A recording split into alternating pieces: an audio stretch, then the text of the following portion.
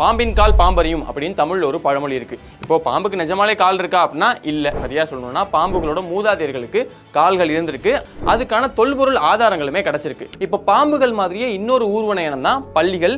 இந்த பல்லி இனத்துல இருந்து உருவானது தான் நம்மள இப்ப இருக்கக்கூடிய பாம்புகளுமே. பாம்பு பல்லி இது ரெண்டுத்தையும் சாதாரணமா பார்த்தாலே நிறைய ஒற்றுமைகளை நம்மளால பார்க்க முடியும். இதெல்லாம் வச்சு பார்க்கும்போது தான் பாம்புகள் பல்லி இனத்துல இருந்து வந்திருக்கலாம் அப்படின்னு சொல்றாங்க. பிரேசில் நாட்டோட வடகிழக்கு பகுதியில ஒரு பாம்போட புதைபடிமத்தை கண்டுபிடிக்கிறாங்க. 2012ல பிரிட்டன் நாட்டை சேர்ந்த டேவிட் மேடல் அப்படிங்கிற தொல்பொருள் உயிரியலாளர் அதை எடுத்து நுண்ணோக்கியில வச்சு பார்க்கிறார். அவருக்கு அந்த புதைபடிமத்துல அந்த பாம்புக்கு 4 கால்கள் இருக்கு அப்படிங்கிறது தெரிய வந்திருக்கு. இப்போ பாம்புகள் பல்லி இனத்துல இருந்து தான் வந்துச்சுன்னு சொல்றாங்கல்ல, இதுக்கு ஏதாவது ஆதாரம் இருக்கா அப்படின்னு கேட்கும்போது அவங்க சொல்லக்கூடியது பிகோபோடிடே அப்படிங்கிற ஒரு சூப்பர் ஃபேமிலி. இந்த பிகோபோடிடே சூப்பர் ஃபேமிலியில 40 வகையான பல்லி இனங்களை வகைப்படுத்தி வச்சிருக்காங்க. இப்படி இதுல வகைப்படுத்தப்பட்டிருக்கிற பல்லிகள் எல்லாத்துக்குமே என்னதான் பல்லின்னு சொன்னாலுமே அதோட உடம்புல கால்களே இருக்காது. பார்க்கிறதுக்கு அப்படியே பாம்பு மாதிரியே தான் இருக்கும், பாம்பு மாதிரியே தான் நகரும். டக்குன்னு விவரம் தெரியாதவங்க அதை பார்க்குறாங்க அப்படின்னா அது பாம்பு அப்படின்னு நினைக்கிறதுக்கான எல்லா வாய்ப்புமே இருக்கு. அதுங்களுக்கு கால்கள் இல்லை அப்படிங்கிறதுனால தான் பிகோபோடிடே ஃபேமிலியில் இருக்கக்கூடிய எல்லா பல்லிகளுமே காலில்லா பல்லிகள் அப்படின்னு சொல்றாங்க. ஆனா முக்கியமான விஷயமான நடக்கிறது நகர்றது இந்த விஷயத்தெல்லாம் வச்சு பார்க்கும்போது இது பாம்போட ஒற்றுமை கொண்டதா இருக்கு.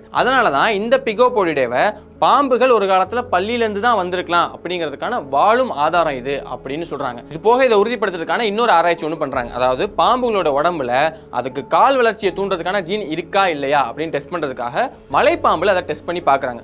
பல்லிகளை பொறுத்த வரைக்கும் அதோட கால் வளர்ச்சியை தூண்டுறதுக்கு ஹெட்ஜ்காக் அப்படிங்கிற ஒரு ஜீன் இருக்கு. அந்த ஜீன் தான் அந்த கால் வளர்ச்சியை பல்லிகளோட உடம்புல தூண்டுது. இப்போ இந்த ஜீன் மலைப்பாம்போட உடம்புல இருக்கா இல்லையா அப்படின்னு டெஸ்ட் பண்ணி பார்க்கும்போது அதோட உடம்புல அந்த ஜீன் இருந்திருக்கு. ஆனா ஆஃப் நிலையில இருந்திருக்கு. ஆனா ஒரு சில நேரங்கள்ல ரொம்ப ரொம்ப அரிதா இந்த மலைப்பாம்போட உடம்புலயுமே இந்த ஜீன் ஆன் ஆகி அதனால அதோட உடம்புல குட்டி குட்டி கால்கள் இருந்ததை பார்த்திருக்கிறதா விஞ்ஞானிகள் சொல்றாங்க.